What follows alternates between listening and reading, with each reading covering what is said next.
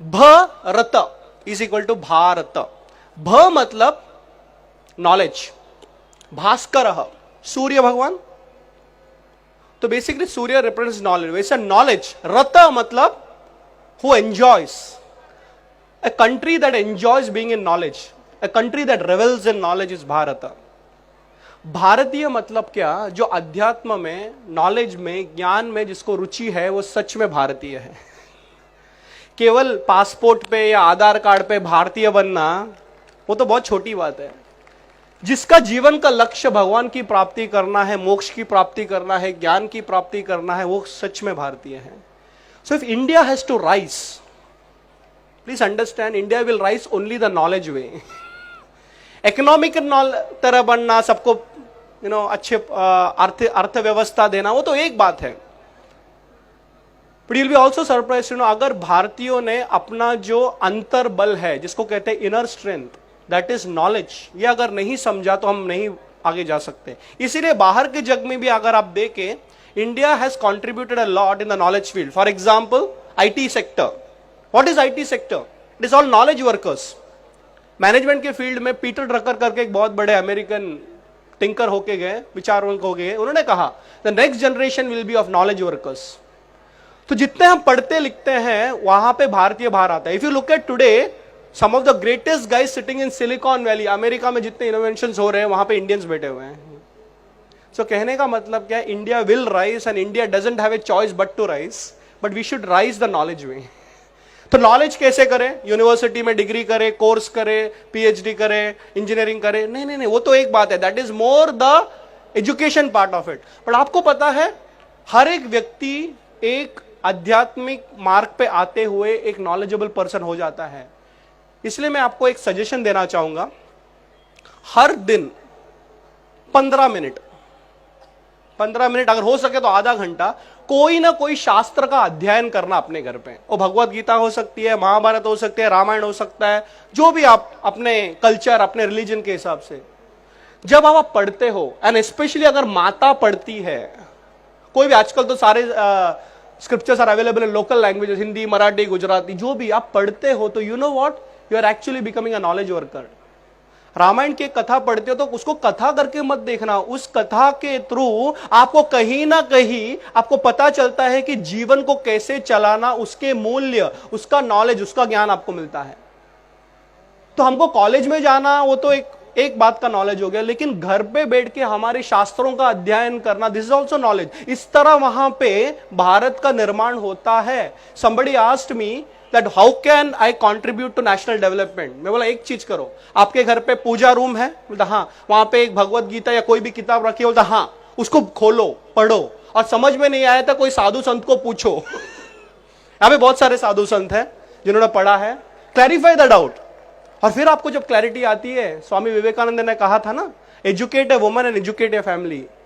Make a woman knowledgeable, you make the family knowledgeable. You make a family knowledgeable, the country will be knowledgeable, and that is how India will rise। एक कहानी बोल के खत्म करूंगा। चाणक्य की कहानी है, और चाणक्य की कहानी केवल कहानी नहीं है, उसमें से बहुत कुछ सीखने लायक है। कहते हैं पुराने जमाने में, और ये सब कहते नहीं है, मुझे तो पूरा विश्वास भी है, India was the richest country in the world, both spiritually and materialistically, दोनों हाथ में लड्डू। हमको ऐसे लगता है कि आध्यात्मिक लेवल पे हम ऊपर गए तो लौकिक लेवल पे हमको नीचे जाना है। गरीबी में सुख है, गरीबी में सुख हो ही नहीं सकता। So we should be materially successful and spiritually successful also. तो भारत उस लेवल पे था जब हम विश्व का सबसे बड़ा अर्थव्यवस्था चलाते थे। We were the richest country in the world. तब तो सारी दुनिया हमको लूटने आई। कोई जाता है क्या गरीब देश में लूटने के लिए? सब आए यहां पे। तो बहुत पुरानी जमाने की बात है, भारत सोने की चिड़िया थी, और जब कोई भी देश सोने की चिड़िया बनता है, या कोई भी देश जब richest country in the world of that generation बनता है, सारे लोग उस कंट्री के ऊपर स्टडी करते हैं, विचार करते हैं कि उस देश में क्या बात है जिसके वजह से वो इतना समृद्ध है, इतना श्रीमंत है। तो चाणक्य का जमाना था, भारत में बहुत श्रीमंती थी, पैसे थे, people were there, very happy country. तो उस जमाने में दुनिया के एक दूसरे स्थल पे, एक दूसरे कोने में there was another culture and another civilization called as the Greek civilization, जहां पे से अलेक्जेंडर वगैरह वगैरह, जो ग्रीस यूरोप के उस साइड में है। तो वहां पे यूनिवर्सिटीज में, वहां के गुरुकुल में बच्चों ने सुना, और वहां के प्रोफेसर्स बोलते थे उनको कि आपको पता है भारत जैसा देश है, वहां पे सब देयर इज गुड गवर्नेंस, वहां पे सब अच्छा नेतृत्व है। तो बच्चे लोग को लगा कि हमको जाके सीखना है ना। यहाँ पे हमारे प्रोफेसर बोलते अमेरिका में ऐसा, तो सब स्टूडेंट्स अमेरिका जाते हैं, वैसे उस जमाने में इधर आते थे। So group of Greek students came to India to study why India is such a top position, India has already reason. तो जाके देखें, स्टडी टूर कर रहे थे अपने ग्रीक के स्टूडेंट्स, और देखा मार्केट प्लेस में सब अच्छा है, सब कोई चोरी नहीं करता, जो भाजी भी बेचता है, भाजी पाला से लेके जो सोना भी बेचता है, सब अच्छी तरह व्यवहार करता है, everybody is happy, everybody is happy. तो किसी से पूछा आपके देश में ऐसी कौन सी बात है because of which people are very happy, ऐसी कौन सी बात है जिसकी वजह से सब लोग इतना खुश है? एवरीबडी, हम इतना सुनते थे अपने देश में, आपके देखा सच में लोग खुश हैं। तो लोगों ने बताया कि हमारे देश की खुशी का कारण है गुड गवर्नेंस, अच्छा राजकारण है यहाँ पे। राजकारण खराब हो गया तो दुखी हो जाओगे, राजकारण अच्छा हो गया तो खुशी आ जाएगी। अच्छा, अच्छे राजकारण का कारण क्या है? What is the reason for good governance in this particular country? तो हमारा राजा अच्छा है, राजा कालस्य कारणम, महाभारत कहता है ये। राजा अच्छा तो सब कुछ अच्छा हो जाता है। तो आपका राजा कौन? तो बोला चंद्रगुप्त मौर्य, जो चाणक्य के स्टूडेंट थे, अच्छा राजा है। Very good. तो बोला हम इतनी दूर से आए हैं, इतने विदेश से आए हैं, क्या हम आपके राजा को मिल सकते हैं क्या? बोला क्यों नहीं मिल सकते, हमारा राजा तो ओपन डोर पॉलिसी, सब मिल सकते हैं। कल सुबह जाना 10:30 बजे, कोई भी जा सकता है। जाते हैं अगले दिन, जब अगले दिन जाते हैं वहां पे, तो वो चंद्रगुप्त को पूछते हैं कि हमने सुना है अपने देश में कि आपका देश इतना है, हमने देखा एंड गारंटीड वेरीफाइड, अरे बहुत अच्छा है आपका देश।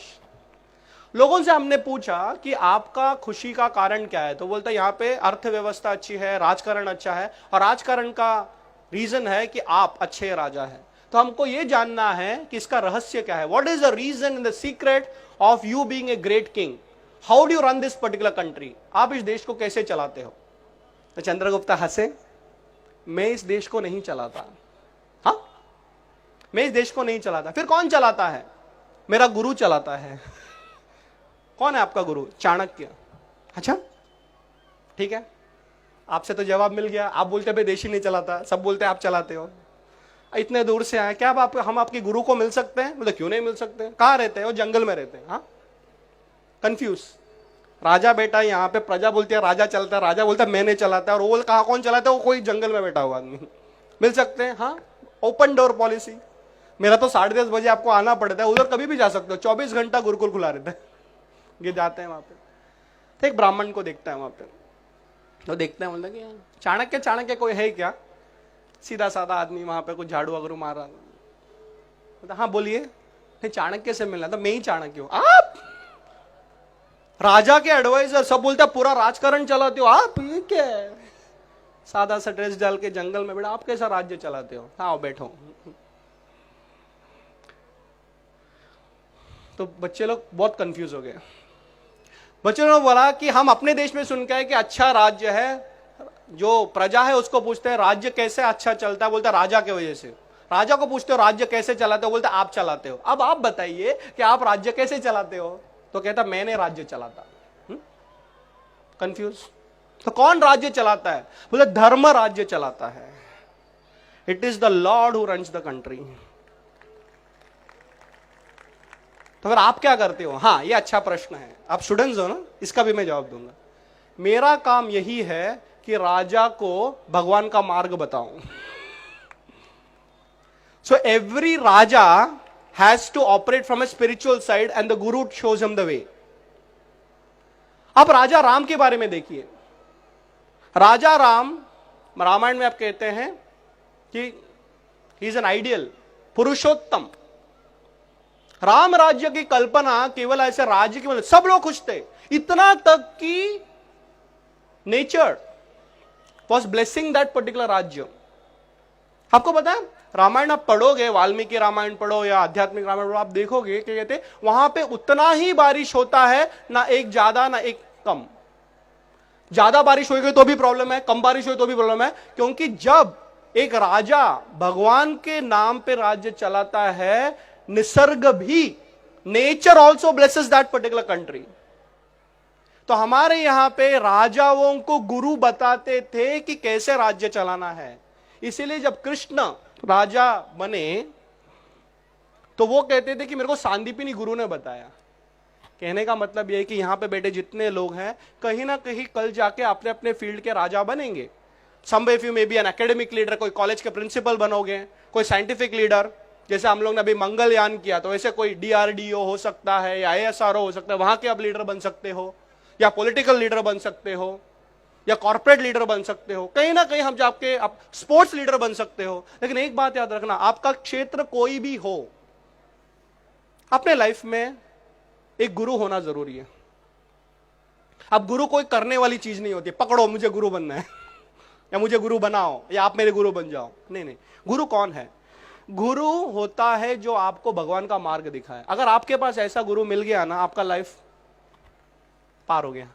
सो first of all understand leadership, but leadership can be only understood through a guru who will tell you to run your organization the spiritual way. India will rise only like that because India always rose like that with a spiritual base. हर व्यक्ति यहाँ पे आज आया हुआ है, यहाँ पे stalls भी लगे हैं, बहुत सारे लोग लेक्चर देंगे, लेकिन यहाँ से जाने के बाद अगर आपके आध्यात्मिक जीवन की शुरुआत हो गई तो ये मेला भी सक्सेसफुल हो गया। अगर आपके जीवन में भगवान के बारे में सोच शुरू हो गई तो मेरा भी लेक्चर शुरू सफल हो गया। The last point I will say is that कहीं ना कहीं हमको इस देश को देना है। देश ने बहुत कुछ दिया है, इस संस्कृति ने हमें बहुत कुछ दिया है, बट सवाल यह है कि हमने इस संस्कृति में क्या किया। What have we doing to our culture? We should be proud of our culture. Our culture is not another culture. It survived the test of time and it's only becoming better and better with day. Contribute to the culture, contribute to your country, and India will rise through